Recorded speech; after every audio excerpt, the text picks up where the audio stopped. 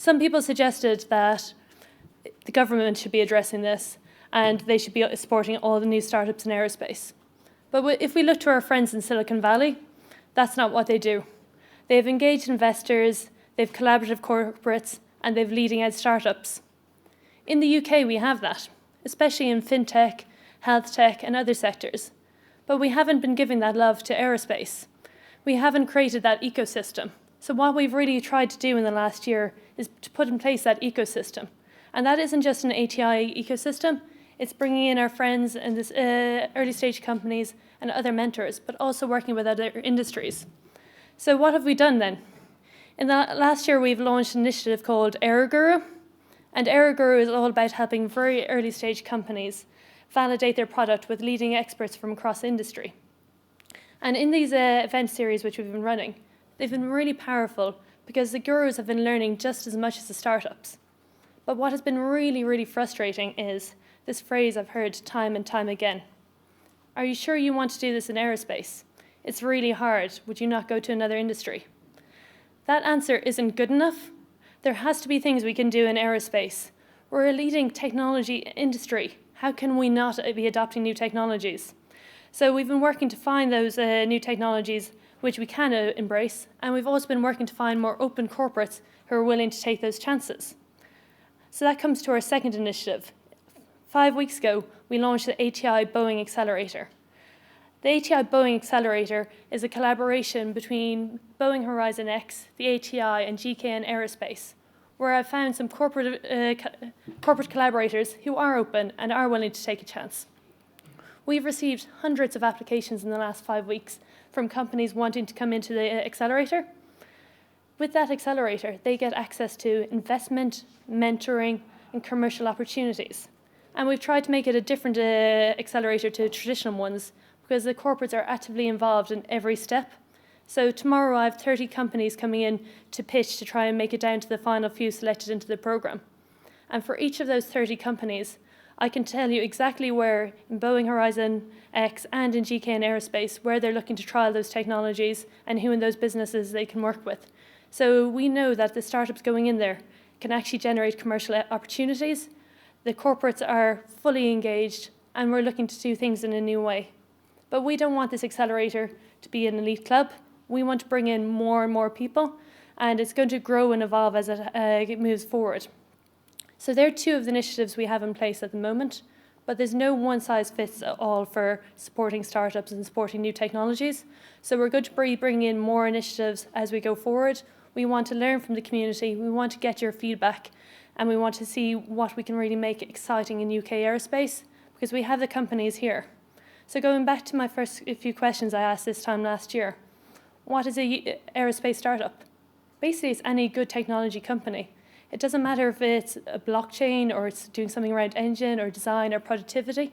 It just needs to be good tech which we can embrace. Who is supporting it? I want it to be all of us. At the moment, it's only a few of us, but we get there. Who is investing in it? We've found 30 to 40 new investors who want to come into the sector, who are looking to partner and work in new ways. So it's growing and it's going to become much more exciting. So I hope you will just wait and see what's to come. But I would like to introduce you to some people who are helping us along that journey, but also some companies who've had to start before we helped and have been thriving throughout that journey. So on my lovely panel, we have Gabby from Boeing Horizon X, we have Julian from Zero Avia, and we have Neil from Viserion. So I'm going to be quiet for a minute, which is hard for me, and I'll let these guys introduce themselves. So Gabby? Thank you so much, Rachel. Everybody buckle your seatbelts. You're going to hear a long pitch for the ATI Boeing Accelerator. I'm one of the investing principals on the Horizon X Ventures teams, and specifically leading global initiatives and our strategic partnerships. So the ATI Boeing Accelerator is our baby right now. And as Rachel said, collaboration is the key to it.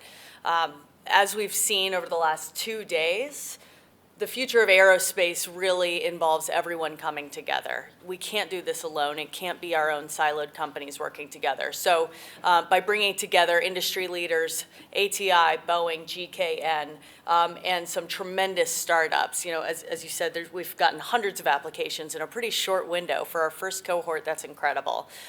So I'm really proud to be here, and I'm very happy that it's not just us touting our own program here. It's great to have the startup perspective, because the only way that we're going to get better through this is by understanding where everyone is coming from. So great panel, happy to be here. Thank you. All right. Hi, everyone.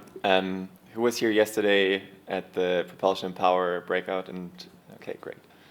So for the rest of you, I will tell you briefly what we're doing. I'm from Zero Avia. We're developing the world's first practical zero-emission powertrain.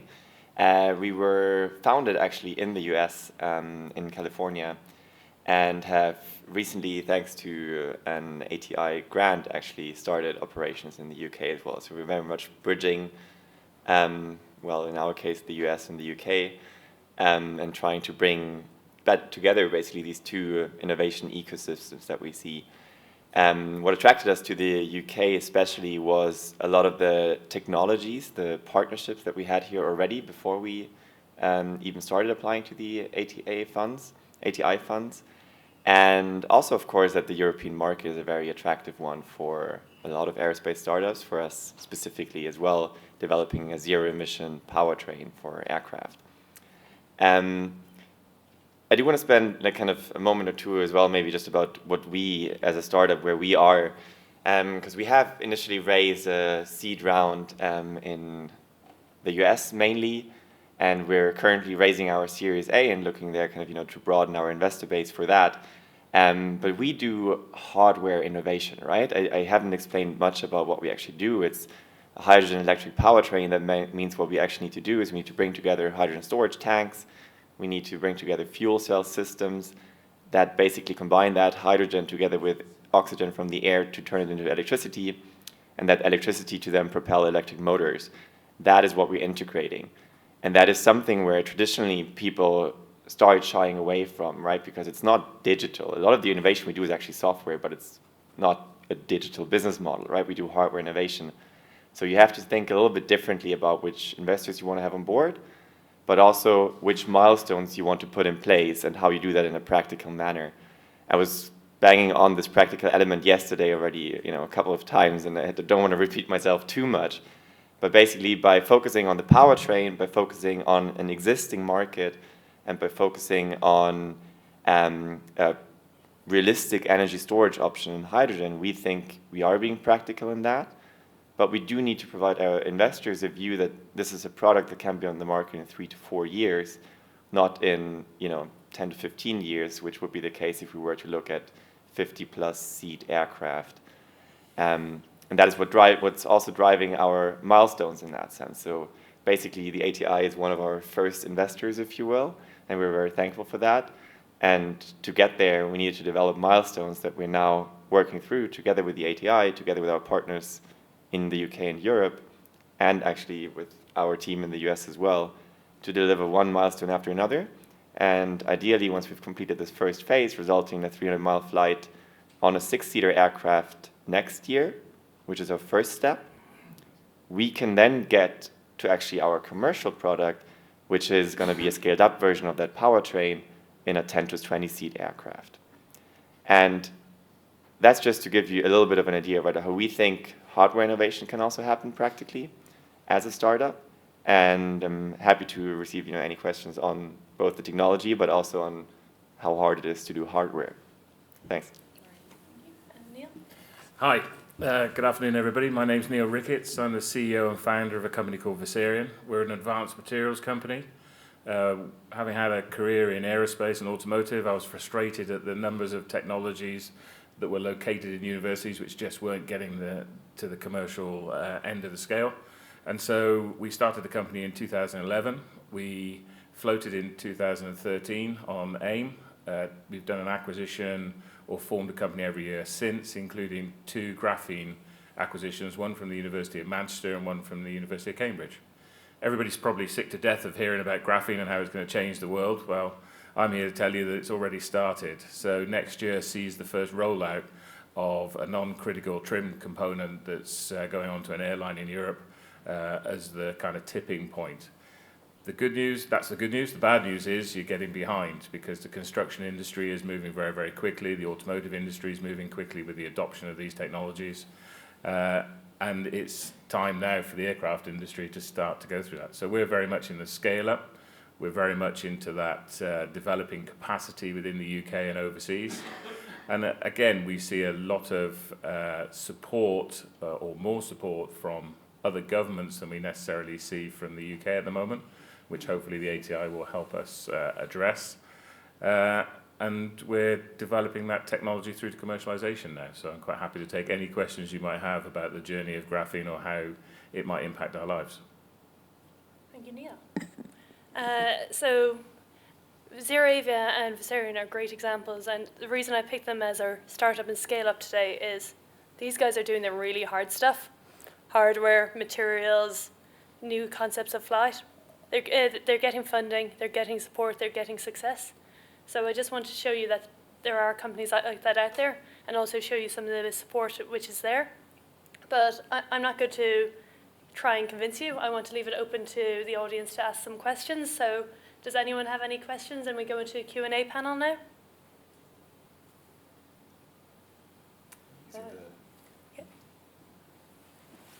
Stephen Calhoun from TI6. Similar sort of materials technology, trying to develop material and get it through to people like Boeing and GKN.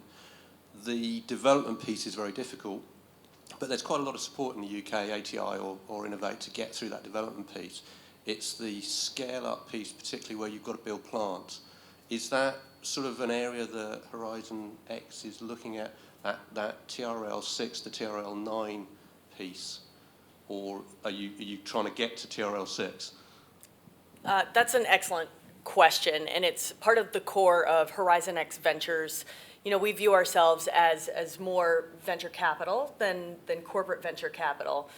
Our investments are strategic. We firmly believe that when we do invest in startups, that by investing, it's a partnership. We're able to add value to them, and then, you know, conversely, as they develop more products, as they get more ready, you know, our investment is going to be realized and magnified. 10x is what we hope for. On the TRL piece, you know, the later you are in your technology ability, the less risky it is. You know, our ability to help you define not only your technology and get there, which is, I think what you're alluding to, is that there's so many resources to help with the development of the materials. It's where we can really help is how do you turn that into a business? Yeah. Exactly, and so you talked about, you know, the frustration of there's so much great technology in universities, but how is that scaling up to a viable business? And so when we take a look at the technology readiness, as long as there's a trajectory for them to get there, and we've got some resources to help them there, our objective is to get them to revenue, to paying customers, and that can be within Boeing, that can be with our competitors, that can be with our suppliers. Ideally, we want to grow those investments together. So, you know, the sweet spot for our investments for our portfolio that my colleague Ayal talked about earlier today is that TRL 6, 7, you know, scaling up because it's later stage. The accelerator, on the other hand, is our earlier stage companies. And when we are evaluating them, you know, this week actually, our selection day is tomorrow, we're looking at the promise of where they are, not only with the technology, but where are their founders? Are they malleable? Are they coachable? Are they excited about their prospects in aerospace? So we like to think that we've got diverse view, and you know, the accelerator, we want to have diversity of where companies are on that technology readiness scale, but are they going to be willing to work together and going to eventually have a commercially viable solution? I mean, I agree with you. I think Innovate have done a brilliant job of getting technologies to a certain level. In fact, we're very lucky to have Ian Gray as one of our non-exec directors. But there is a big void which is difficult to fill at the moment from conventional finance, you know, banks and so on. So we took the option of going onto the markets in 2013. I wouldn't say it's easy by any stretch of the imagination, but that's one strategy. VC is obviously another strategy. it's quite interesting that on the panel in aerospace you have two hardware companies, because when I go on other panels, I'm in the minority and it tends to be dominated by software. Right. I think aerospace is a big user of hardware, and it's an ideal candidate for this type of activity. Right, and that's where the barriers of entry come in that we really want to accelerate. Not to beat that word with a dead horse, but there you go. So I see Mr. Paul Clark with a microphone in his hand. Yeah, the other one. I keep using that. So I've listened to a few people asking me a few questions about the Boeing accelerator, the ATI accelerator. Sorry. So I thought I'd propose those questions to you so that the wider community can hear. So the two questions I hear quite a lot are: so what are Boeing and GKN getting from being in the accelerator? Is there a percentage, or what's the benefit of them doing it? And the second is it a closed shop, or can other partners contribute or go into the next round in a different way? So I'll let you answer the benefit. I don't want to tell you what benefit you're getting. Quickly, that second part of your question, yes, there is room for more collaboration.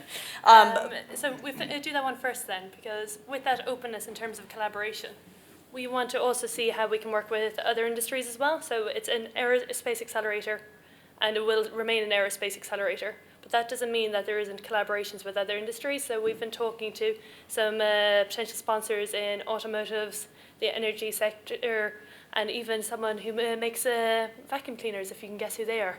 So there's definitely a lot of interest, and there's a lot of shared knowledge across UK manufacturing which we can bring to the table and harness into aerospace. So yes, the door is open to everyone, and those people who come forward might be the same people we see every day, and I think that's quite exciting. But that's openness question. We can jump back to what benefit you're getting then. Right. So back to the why is GKN, why is Boeing participating in this? There's a number of reasons, and that's what I always like, is when there's a lot of benefits involved. First, like I said, luckily we are a venture arm, and so we are putting 100,000 pounds into each of these companies. It's a convertible note, but it's a debt instrument and can convert to equity. So ideally, if these companies purely financially increase in value, then we gain. So that's one benefit. The other part is something that I was just talking with our colleagues at the ATI about the companies we've evaluated. We have already learned just in the last few weeks so much about Industry 4.0, the trends, where we're going, what the companies are focused on. Apparently blockchain is very big. But when you get all of these companies together and you can really think big about how are they going to all work together. So most of these companies are fitting into certain areas. You've got robotics, you've got communication. We had some real outliers there. But ideally, I mean, they're all in this Industry 4.0. And when we start thinking big about how is this company that's focusing on digital twin, how are they going to work with this company that is doing, real-time asset management? We haven't chosen these companies yet, so I don't want to go into too many details on what we're looking at. But just the learning that we've gained so far has been great. The other thing that happens is once we get this program going, and it's set to start January 13th, is we're going to get all of these companies in one room together. It's going to facilitate dialogue. We're also bringing in our mentors from Boeing. We've got mentors from GKN, and we are able to take the people that have worked for Boeing for 20, 30, 40 years. They're our subject matter experts, and we're exposing them to the way that startups think. Big clunky companies have a hard time moving quickly, which is a big tenet to why we have Horizon X Ventures, is because we can leverage the power of startups and the way that they are able to move quickly and pivot. And so when we have that collaboration together, makes music, in our opinion. So those are a couple of the benefits. And then obviously, we get to sit in a room with the ATI. This is funded by BAYS. The Department of International Trade has been instrumental in helping us get this going. So the opportunities it has for us to collaborate with our partners, with our suppliers, is something that's rarely found.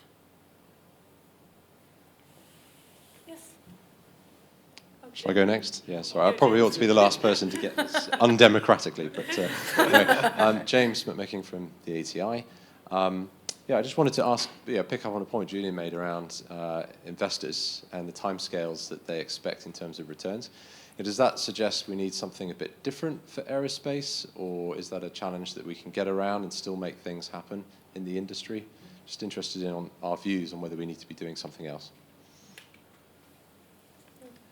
I can have a first shot at the question, because clearly, like when we started, we're a 2-year-old company by now, right? And 2 years ago, we still had to walk around and explain everyone why emissions was a problem in the aviation sector, and luckily that was not the case yesterday or today. But certainly there was no ATI Boeing accelerator, for example, things like that, things that actually can help you in the very, very early days. And I think for what we are trying to do, right, we do want to work with financial investors as well as kind of corporate venture capital for that sake, because we know what we want to deliver is actually still within the, I would say, financial VC type time frame. It does become a different question when you do think as a startup, are you as a startup well placed to do a 10-year, 50 to 80 seat program and run that on hydrogen electric from day one? You couldn't do that with today's instruments. The other question is if you think it's even wise to do that. I think that's the more difficult question to answer. But I think it is a good question, and a good thing probably that the ATI could look at going forward is where are now the gaps remaining? Because clearly you've just closed one of them. You have a very interesting system in place with the base funded program that we are also part of. But what else is there in the market that still needs financing? And I think we need to think differently about financing as well, because grant funding doesn't always work for what you guys are trying to do. Because 50-50 grant funding. Yeah. If someone is asking you for 5 years of financial statements and audit trails, it doesn't exist for companies like this. We can discuss the application process. Yeah, it doesn't really work. But also traditional VC has challenges around aerospace as well, because they traditionally have funds which are 10 years.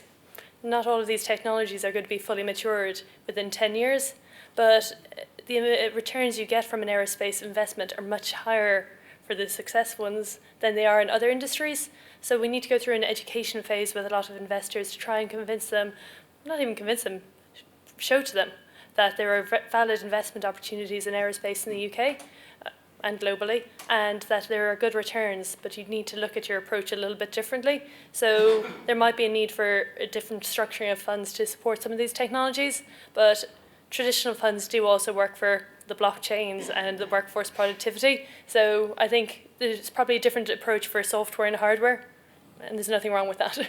I think you need a portfolio of customers is the reality. If we were totally focused on aerospace only, we'd find it really, really hard, because the time scales for our investors are, as you said, 4 or 5 years, and we know that that's not going to happen. A program that I worked on in 2008 is just going live now, and it's nice to see that come to fruition, but that's the kind of time scales that some of those programs run to. And so what we do is we try to match up industries. So, the motorsport industry is very quick to adopt if you've got a technology that works, and that can actually get you through the period that you need to worry about until maybe some of the mainstream aerospace type products come through. So that's how we've tried to manage it. The first graphene commercial product was a wristwatch, $1.3 million each, 75 of them. They were all sold before they were finished design. But that enabled us to get through those initial phases. But there is a real need for some kind of like patient capital that enables you to get that kind of journey through in the investors' timescales. Thanks. And if you have any free samples of those watches, I'm happy to try them out for you. I can tell you there's 2 missing at the moment. One got stolen in Ibiza and one went missing. So it wasn't me. I was going to ask if we were do you want to go ahead while I try and figure out Slido? It's a question for Gabby first, and then maybe like the companies to react to the answer. So in your portfolio of companies, you have a lot of overlap and even duplication. So going forward, do you see it as a bit of a winner takes all, or maybe more forcing maybe some of those startups together? which is a different model, and perhaps for entrepreneurs is quite a hard thing to take. Right. The idea of winner takes all is one that can potentially keep innovation from happening. You know, oh, this isn't worth it because someone's already doing it.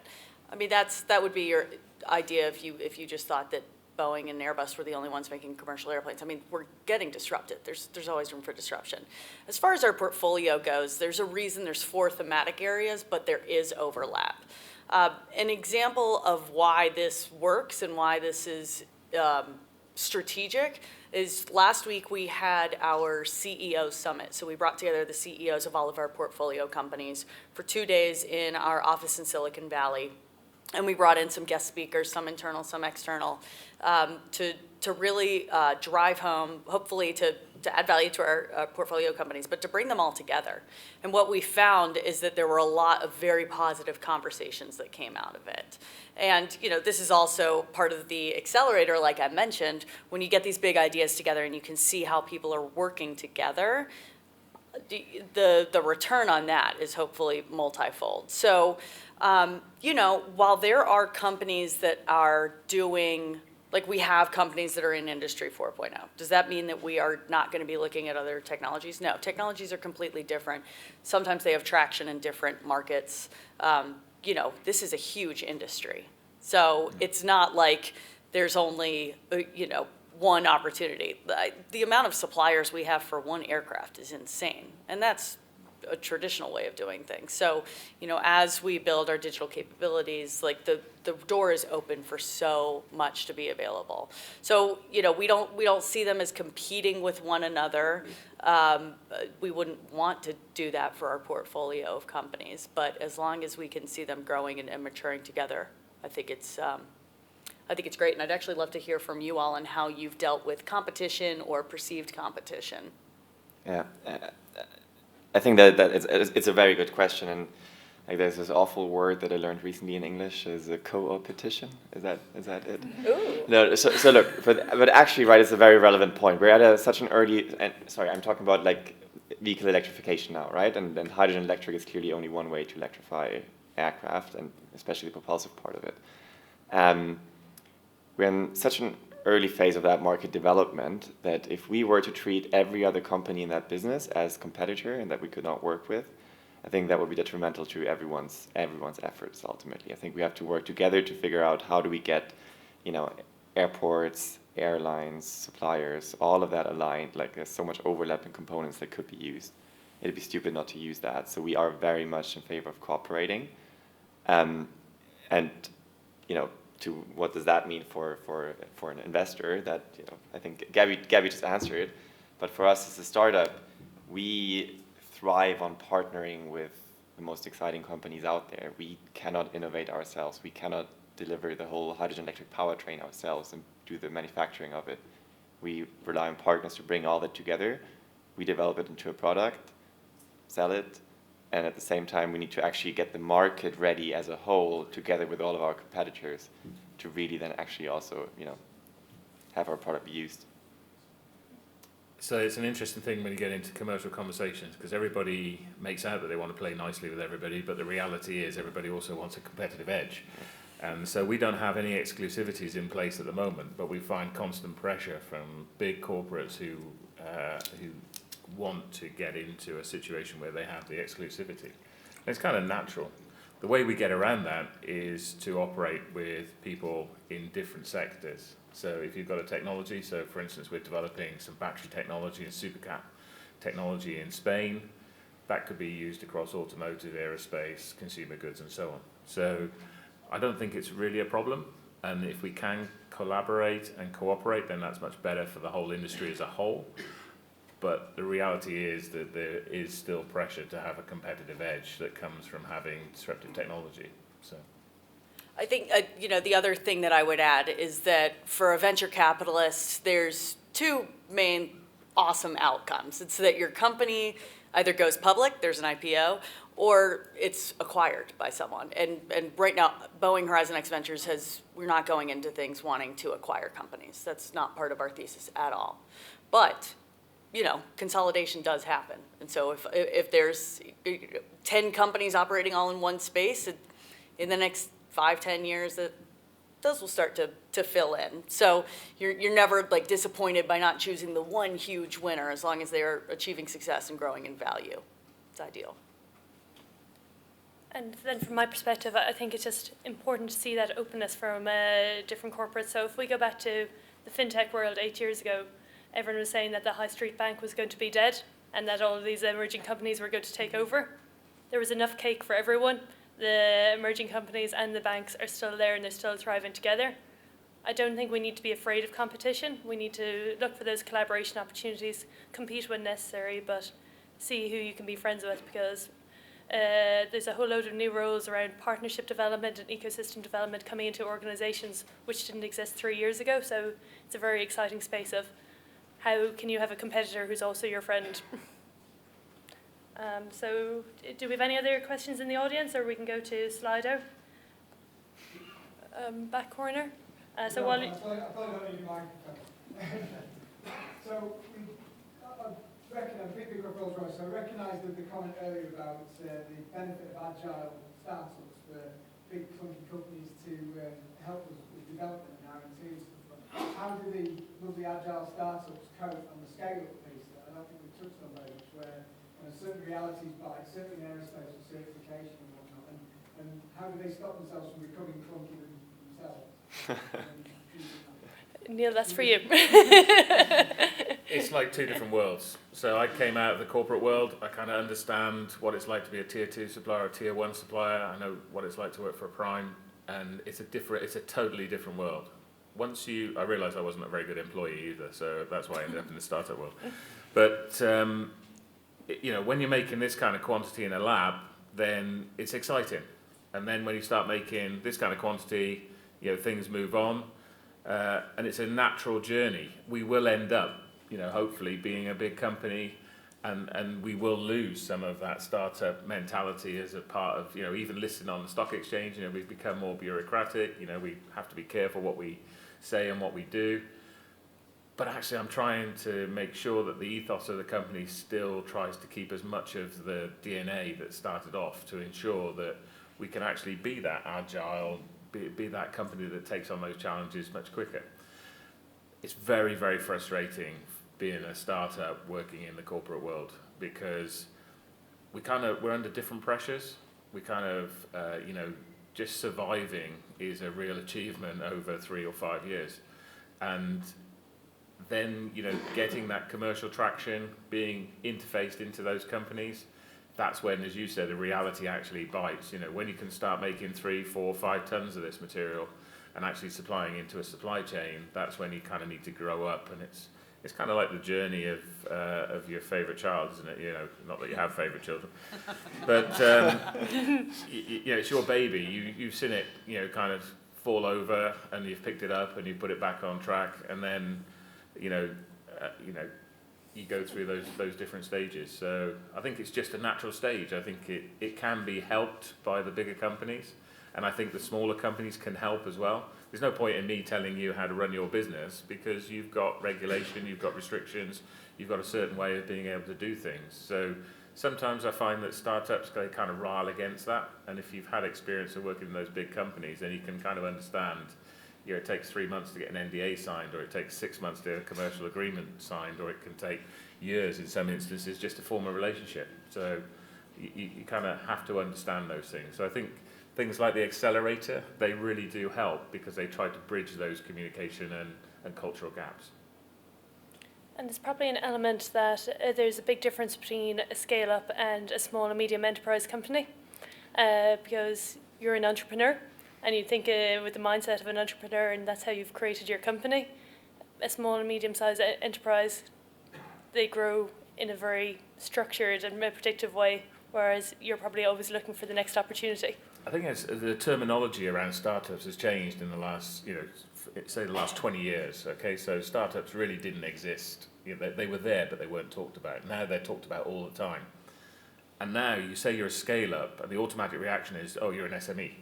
And you're absolutely not that 50-year-old family business which has grown organically.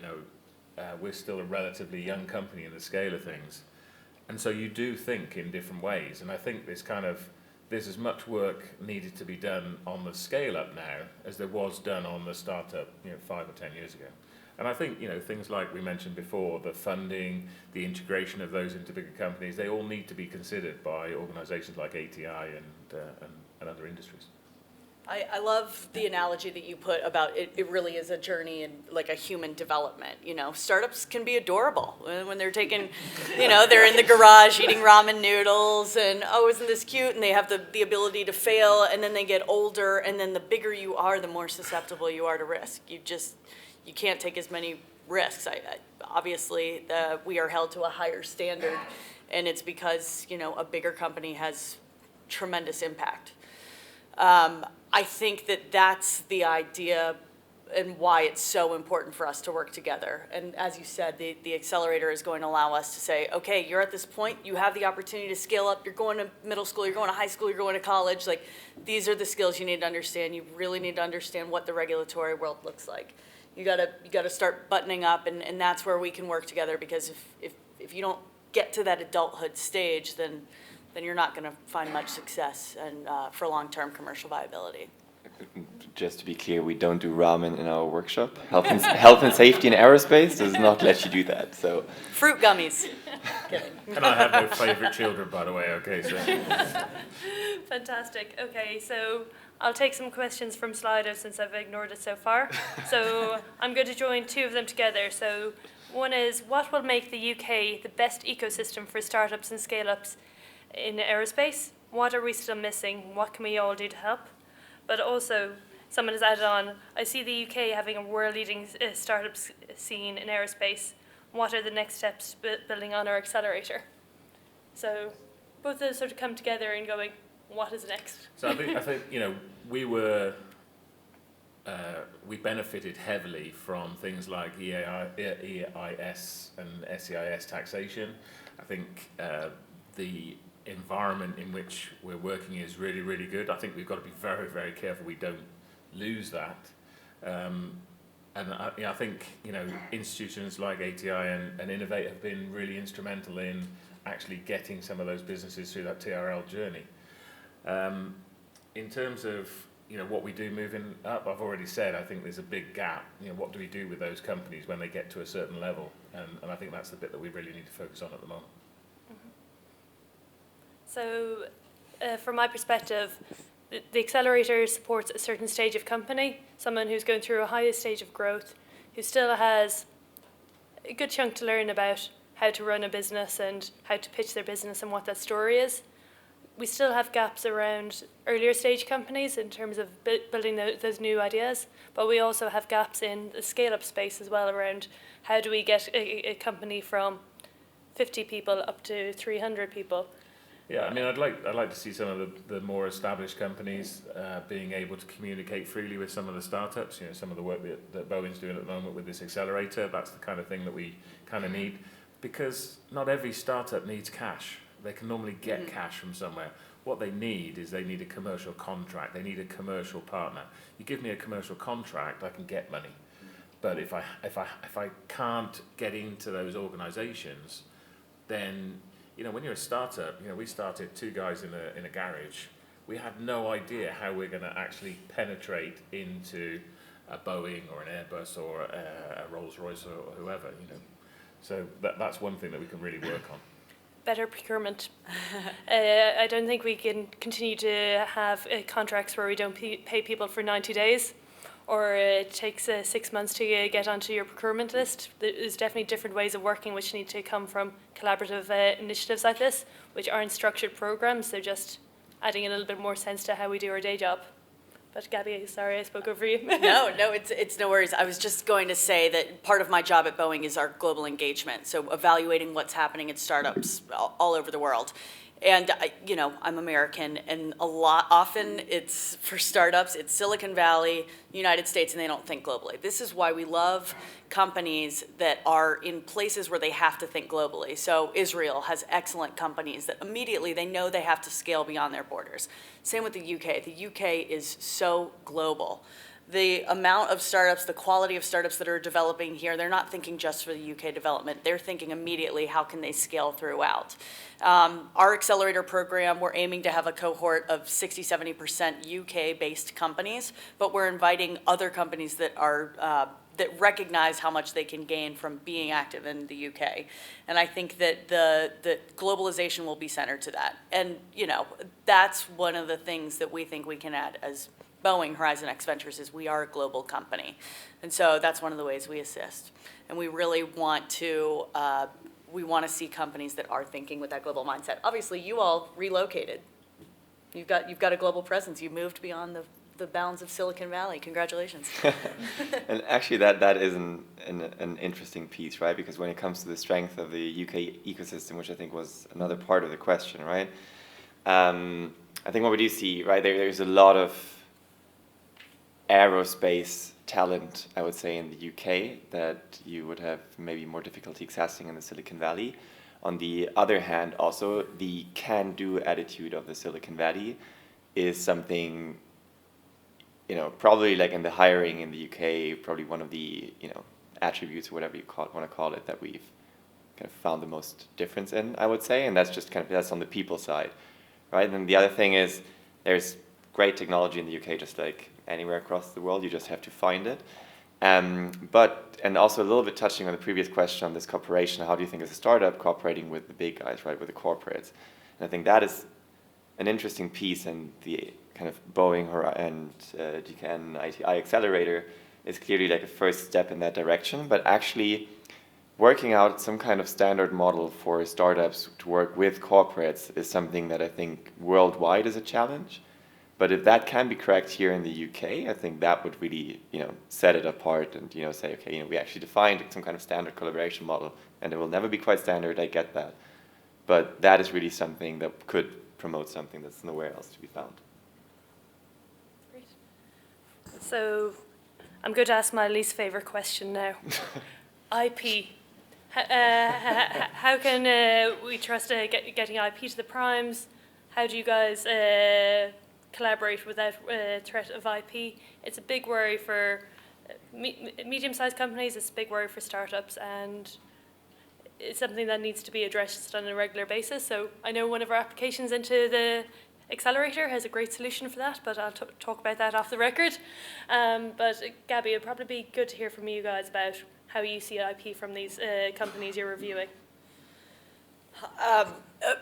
It's something that we recognize that corporate venture capital, and that's what I can really speak to, has a theoretical reputation on, and it's well-deserved. The idea that a small company that is gaining traction, that has a great idea, is going to go in, present to Boeing, and all of a sudden we're going to steal their idea, and there it goes. That is a core of our value of making sure that we do everything that we can at Horizon X Ventures to not even cross that line. So if you have a startup and you want to send us a deck, if it's marked confidential, we don't even look at it. It's ethically correct. It's very important for the viability of our fund moving forward. And it's, again, goes back to what we think really is the future in aerospace, is collaboration and working together on this. So we invite all of our startups in our portfolio to work with whomever they want. We don't want to close any borders. If they want to work with our competitors, great. And we certainly do not want to be a risk to them at all. So we know that there are some companies out there that have great technology that may be afraid of that, and so that's why it's very important for us to build that reputation that we have no interest in stealing IP. That's a very firm statement I wanted to make, so I'd love to hear from you all on maybe encounters you've had that, I don't know how it's affected you all in your growth. Do you want to go first? And be honest. I will revert back to the statement I made just before, right? That is one of the biggest issues, or it's not an issue, right? It's one of the biggest discussion items usually in every corporation that you have, and it doesn't matter if it's with another SME or with another corporate. Like protecting your IP, making sure the other partner's IP is protected is key, and as much as we can to kind of agree in a way it's dealt with, I think is helpful to get the industry forward to actually work together better. So I will second what you said. Yeah, for example, at the accelerator, we didn't look at a single pitch deck that was given to us because we wanted our partners Ignite to, we don't want to be accused of that. We don't want to even cross into that line. So we care very much about that. You can attest to that. So with the application process for the accelerator, people could put in a generic application, and if they attached a PowerPoint pack, that only went to ATI and Ignite. And ATI would do the technical assessment, and Ignite would do the business assessment. And Boeing and GKN would just see whatever was public information in those applications. So it's something we take a lot of pride in, and we make sure to put in non-disclosure agreements and various protection. But it's something which we need to continuously have conversations about, because there is a lot of worry about it. Neil, have you had any? I mean, we have traditional measures, licenses from the universities that we work with around IP, around some of the technology that's been developed. We have conventional patents or access to patents, but they don't actually protect you at all. The best way is just not to tell anybody, to be honest. So we have a very locked down approach to the way that the technology is developed until we're at the stage where the technology has been proven. So if it's been put into, say, a plastic polymer, into a polymer ready for a product, then that's probably when we'll get more involved in actually disclosing how and what we're doing. So IP protection is really, really important. I don't think it's as big a problem with a reputable business as it is in some of the other geographical locations that we're working in. But we do need to be aware of that and make sure that we've got the right measures in place that enable the right level of protection. Great. Another concern that I can't speak too much to, and I don't know if it's as much of an issue here in the UK, is tech transfer on universities. That's something that we can all work together on finding solutions for how universities deal with owning their IP. We've seen some issues there with some of our portfolio companies or prospective portfolio companies. So I'd encourage us to think more broadly about that. And again, I don't know if that's really a UK issue, but it certainly is in the US. Great. So we've got about 5 minutes left. Is there any more questions from the audience? I feel like I've been ignoring the side of the room over here if anyone has any questions first. If not, we will pop back over here.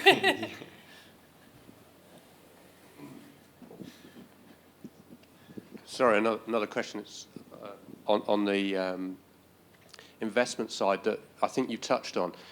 The UK, going to the UK and asking for venture investment to build a company and build the fabrication part of it, so the capital piece is really difficult. I did a pitch in Silicon Valley asking for $5 million to help me grow, and then said, that'll lead to an aerospace business that's 200 million, but I need 50 million capital. And the investor, I said, why did you ask for 5 million when 50 million gets me 200? Going to an investor in the UK and saying that, you wouldn't get through the door. Is it, with your experience of the US, is it that UK companies pitching for money pitch badly, so therefore the capital piece is difficult to gain? Or is it that US investors have a much bigger picture view that they'll take the risk to invest early in the capital piece to try and grow companies? Which end, or is it something else? So I can start answering that so you don't offend anyone. So there's a big cultural gap. So the way British and Irish people present compared to Americans is very, very different. Americans sell the story a lot bigger than is probably real sometimes. They're very grandiose and will bring you on the dream. Natural conservativeness of Europeans does pose some challenge in terms of getting investment and growing that. But it shouldn't be a blocker, because there are a lot of successful UK companies. I think we just need a lot more help at pitching and presenting that out. And additionally, on top of that, there's a big difference in gender as well. So traditionally, men get a lot more investment than women, but women actually give back a more guaranteed return than men. So it's not only where you're from, it's also what gender you have and what your experience is. So it can be quite a complicated one. Right, and I'll be honest, I'm not exactly sure how to answer that question, although that, there are so many startups, there are so many companies in the world that honestly, you can't point it to one thing why one company gets funding over another. And you kind of alluded to earlier the difference. I'd like to hear your view, too, on the difference between what you've seen here in the UK, because you probably know more intimately than I do. The can-do attitude or the pitching, what have you seen? And it's a combination of things, really, right? But like one thing, and I think that's kind of fairly accepted by now, that it's a problem not only in the UK, right? Like I'm German, it's the same issue in Germany. If you wanted to raise $50 million in venture capital, like in Germany, there's literally 0.5 places you can go to get that amount of money, and in the US it's probably, well, it's at least a double-digit number of funds that you can go to. So there's that availability of capital as well, and there is something around attitude as well, certainly, right? If you sell someone a big vision, that can get you larger sums, but it's not that the 50 million would just be raised like that. There is still milestones that are attached to it, and it's just a matter of kind of how far do you spread them out and how big do you want to have them. And that's something I think every startup at least considers when they go out raising money, is how much money do we actually also need? Because if you do raise 50 million instead of 5, I mean, you're going to give up more of the company, and you will actually have to justify the valuation to the investor based on less metrics and stuff like that. So that is a trade-off, I think, that is then just made differently between California and here, I would say. And that together with the availability of capital is probably what drives that. So one last question for Julian and Neil. You guys represent to me a fascinating opportunity for us to think about our next accelerator. So GKN and Boeing have been talking about how do we start thinking about hardware companies that, okay, bring some software and the mentality of digital, but that startup culture. What do you think we need to think about as the timeline to try and get a proof of concept with something like hydrogen? I'm working on it, as you know, Julian. Yeah. When do we find ourselves with the real opportunity to engage with a startup? At what period and what sort of sense of purpose do you see that we can get involved early, middle, of the TRL development? Where is it best that we can get involved? So I think it's at the proof of concept stage. I think that's when it's really de-risked for both parties. You kind of know what you've got, you know where you're going to use it. What you need is to find a place where you are going to use it. And for me, I think that's a great place to be. It's not a real high-risk pitch. It's actually, do you know what? We know that we can use this part or this material in this part, and we know that it's going to give these benefits. It's just then a case of getting it out there, and how do you fund the capital equipment? How do you fund the factories? How do you fund the research or the process optimization that's required to get it from being a science project to actually, a part of the supply chain? The biggest thing for us is actually how we integrate with the supply chain as well. Your suppliers don't want us in their supply chain. They've got a nice, easy life. They know what they're doing. It takes pressure from the primes to actually say we need to change. Because the status quo is much easier. But when you have real world problems that can be solved through these technologies, and both companies have a similar pitch, then actually that's when the primes need to be involved, and they need to be saying, what can we do to assist in getting this over the line and getting this actually into use? More than happy to be part of your application process. Excellent. I think the other interesting question is, right, because you said, what is the next phase of the accelerator going to look like? So an accelerator is a very specific format that I think now it runs for 3 months, January to April-ish. And it's kind of like, what do you want to give the companies in that 3 months time frame, right? Are you going to get a hardware company from zero to proof of concept within 3 months? No. But if you have a cohort of companies doing hardware, I mean, we do hardware and software innovation, frankly. But if you do have a cohort of aligned companies in that area of innovation, I think you can give them value, because I think they will face similar issues. And kind of, I think just designing a program around that would certainly be interesting. So on my mind, I think, we've talked about grand visions over the last 2 days. Yeah. I think we need a UK test bed, a flying vehicle that we can apply the technologies to that you bring to the table. And then we can have a quicker route to exploiting them. So a plug-and-play mentality. And I think we saw some of that in the next presentation, but could we have a UK variant of that? So what I would say at the moment is fragmented. So that is going on. University of Manchester got a flying drone, flew it at Farnborough, but it's kind of isolated and it's siloed, and there's this kind of, well, they're working on it, we're not going to work on it. And I think we kind of need to break down some of those challenges and have a more unified structure, which organisations like ATI can sit over the top of that and say, actually, who are we going to include in this whole program, rather than it being just one university or one organisation. But yeah, I mean, there's no reason why some of these technologies can't be rolled together and show that the UK has a massive advantage in putting these technologies actually to practice.